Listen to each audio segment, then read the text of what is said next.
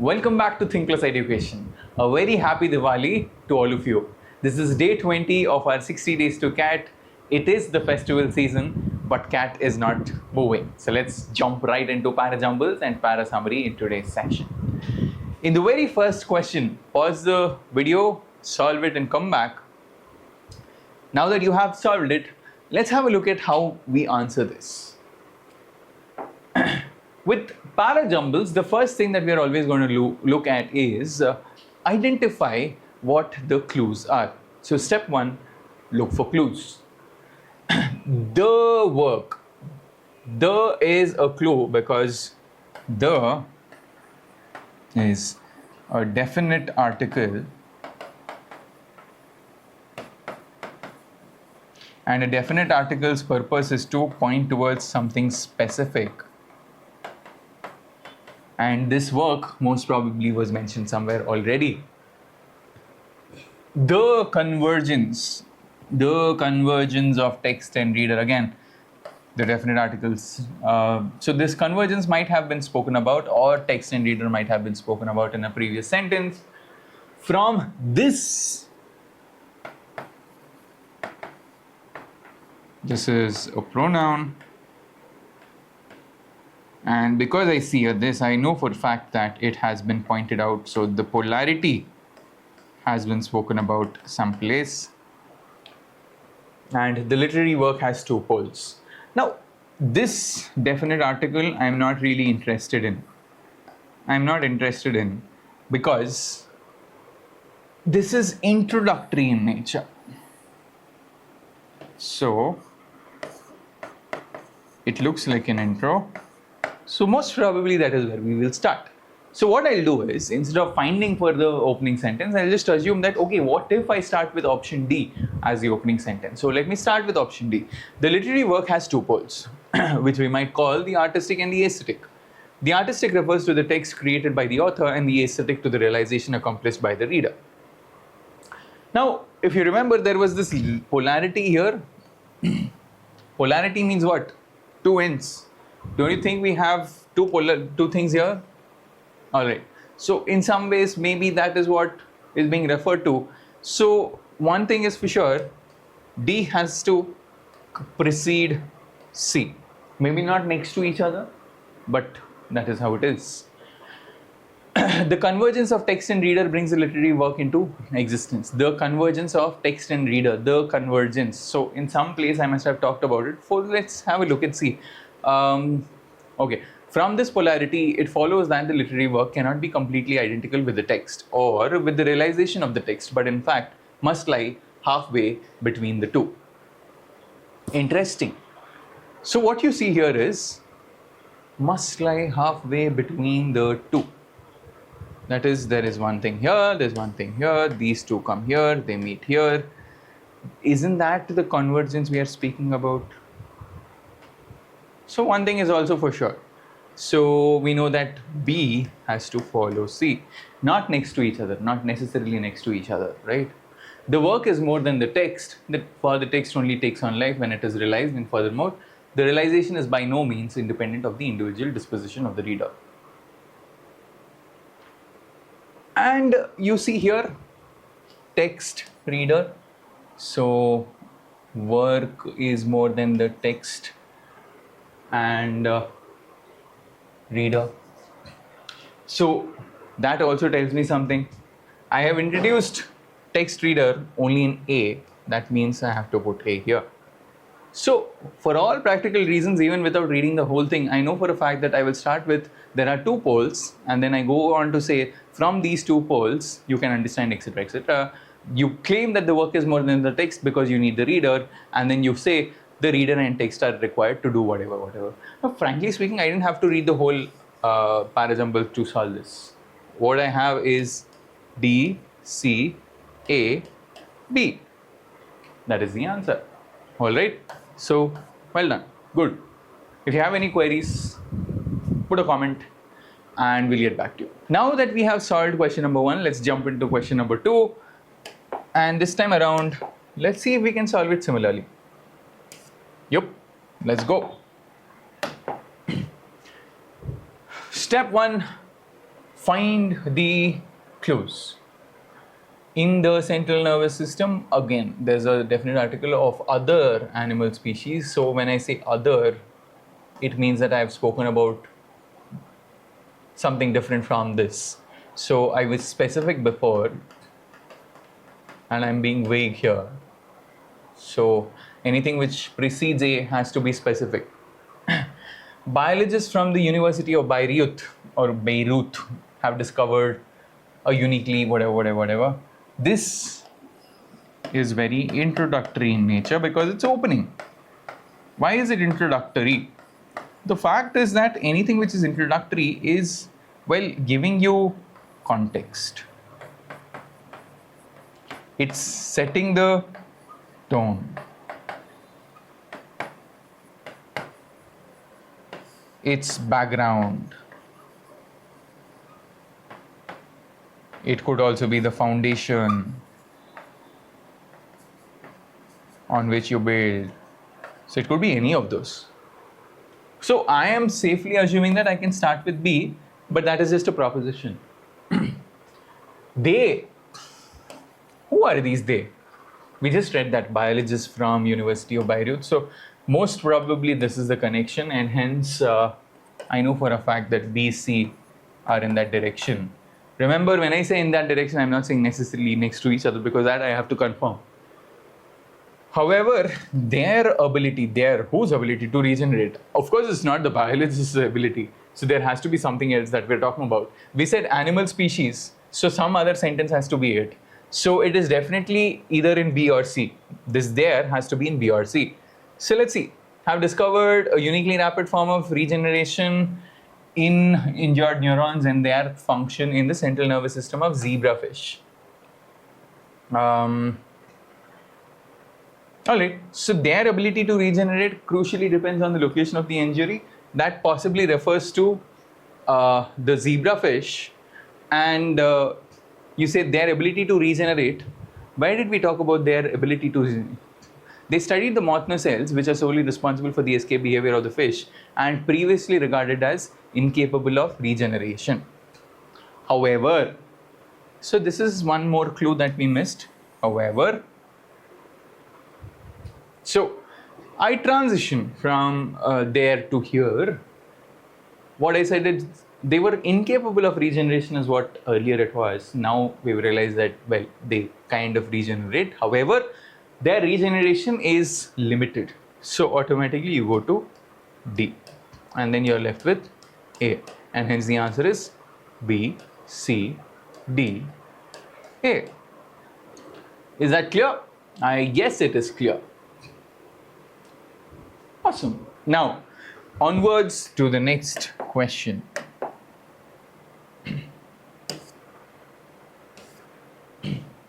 Looks like a simple question, but that is what is generally going to put you in a spot. So, let's start. A popular response is the exhortation to plant more trees. Response to what? So this is definitely not the opening sentence. It seems all but certain that global warming will go well above 2 degrees. Quite how high, no one knows yet. It's vague. Seems to set the context. Possibly opening. Let's see. Burning them releases it. Them. Who is this them? Who? So I've read trees here, I've seen trees here, so automatically burning trees would have been the possibility. So sure. And releases what? I can see carbon dioxide here. So, well, sure. That seems to be the connection. And this is because gives you a reason. So what follows is a reason to something. This is the something. So what is this something? Tree sequester. Sequester is capture carbon by absorbing carbon dioxide. So a popular response is the exhortation to plant more trees. Plant more trees. Why? because they capture, so A and D is a mandatory pair.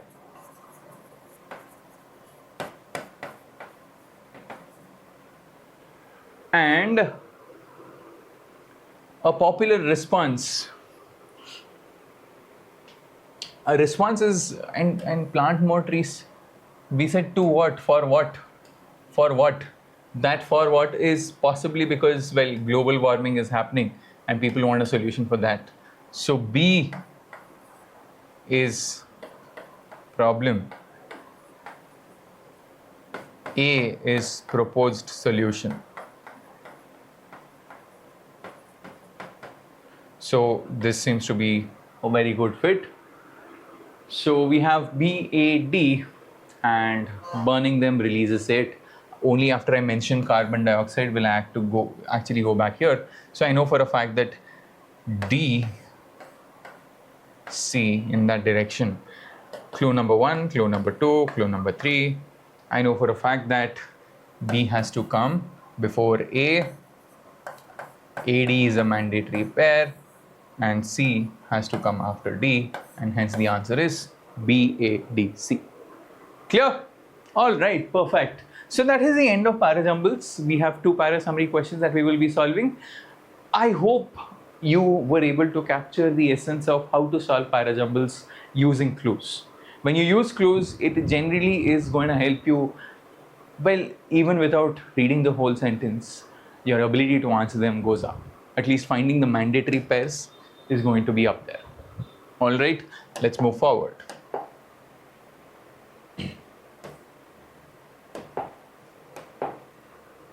Now it's time for para summary. Para summary, fundamentally the only thing that you're looking for is it has to be complete.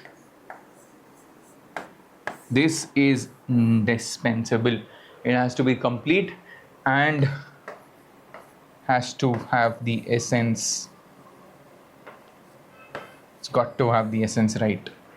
And should not have,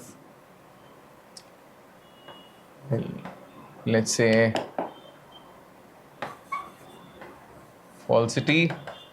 That is, the author says something and then something opposite. Nor should it bring in new ideas. So these are some guidelines that you should keep in mind. So let's dive into it. Creativity is now viewed as the engine of economic progress. Various organizations are devoted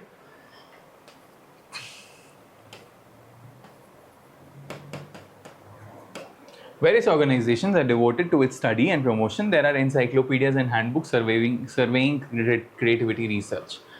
So let me get rid of this and let me put it all this here. But the moment I see but, I know that the author has some view. But this proliferating success has tended to erode creativity's stable identity. It has become so invested with value that it has become impossible to police its meaning and the practices that supposedly identify and encourage it. This whole thing is the view. So focus on the view. And the view is simple, right? Because it has become successful of sorts,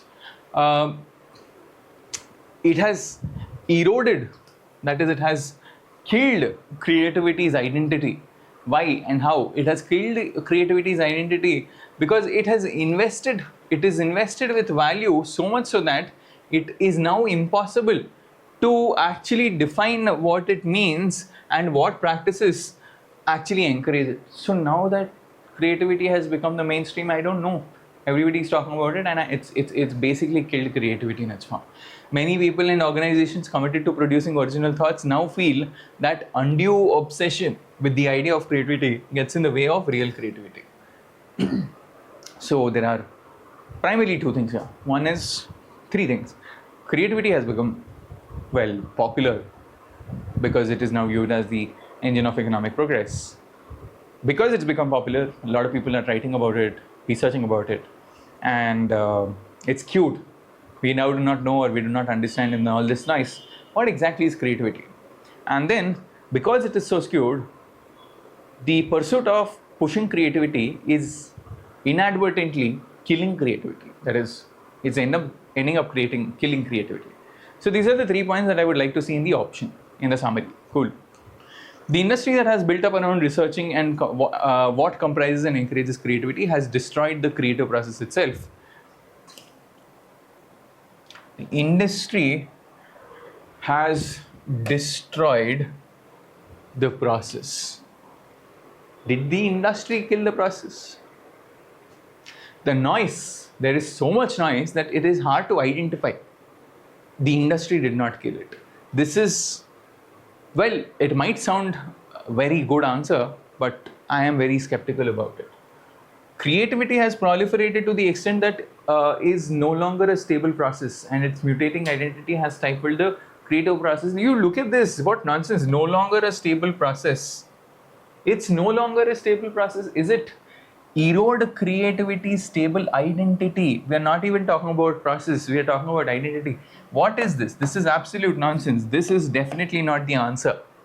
This is what means trap. A big trap.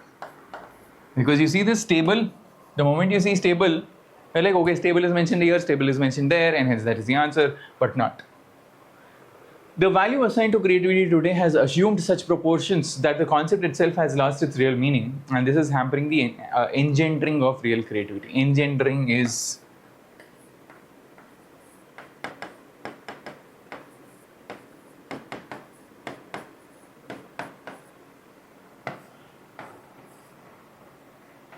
well, let's just leave it at that.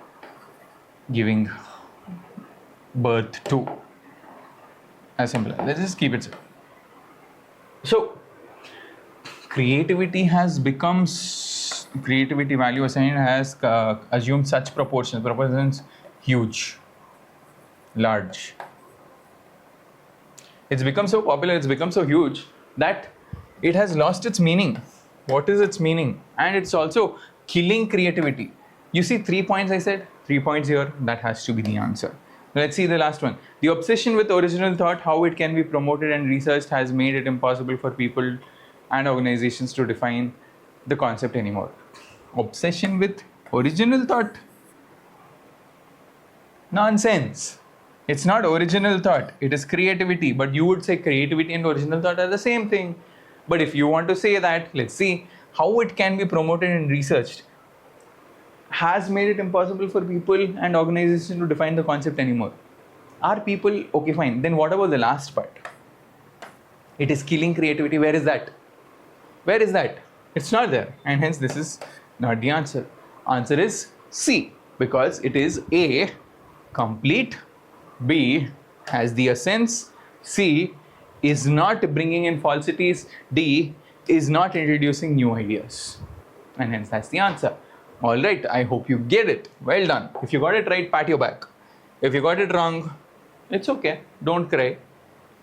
We have time to cry. We can cry after CAT.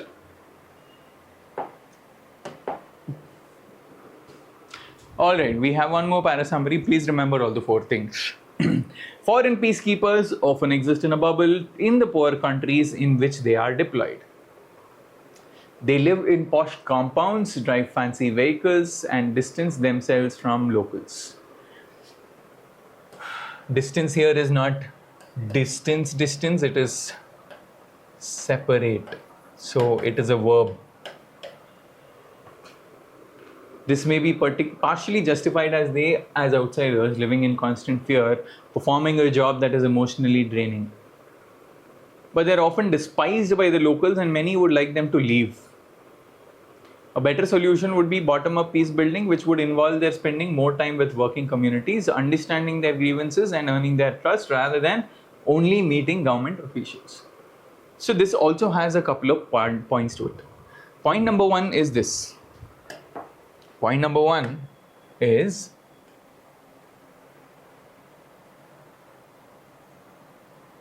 this.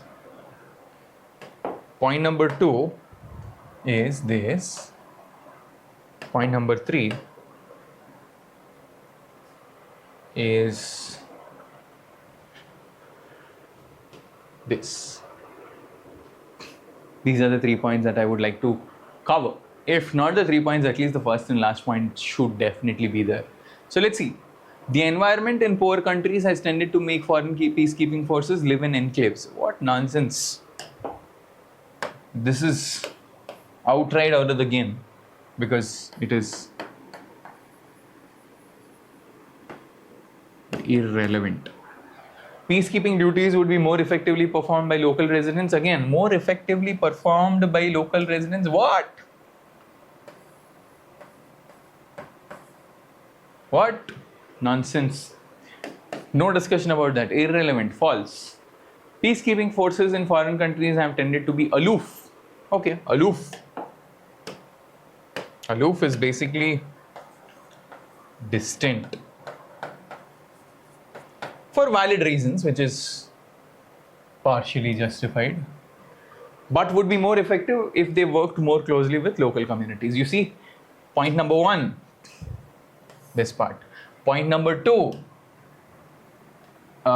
this part. Point number 3, more effective, this part. This has to be the answer. That is the answer. D. Extravagant lifestyles and an aloof attitude. Who is talking about extravagant lifestyles? Who? Nobody is talking about it. It's not the answer. Definite meh. That is definitely not the answer, and hence the answer is option C. All right, I think that's the end of today's session. We have, let me check if I have one more question that needs to be solved. No, that's the end. So, I hope this was specifically helpful for you. We dealt with RCs in previous videos, and in today's videos, we've dealt with parajumbles and parasummaries. Please remember, these are previous CAT paper questions, and you would possibly find them easy to solve. So CAT is not difficult. You just make it difficult for yourself. Clear? So stick to the fundamentals. Try to focus on what you should focus and not get lost in the content, and you will be able to solve in under 2 minutes per question. Thank you very much. I'll catch you again in the next video. Until then, bye-bye, tata, adios, and feedback in the comments. Bye-bye.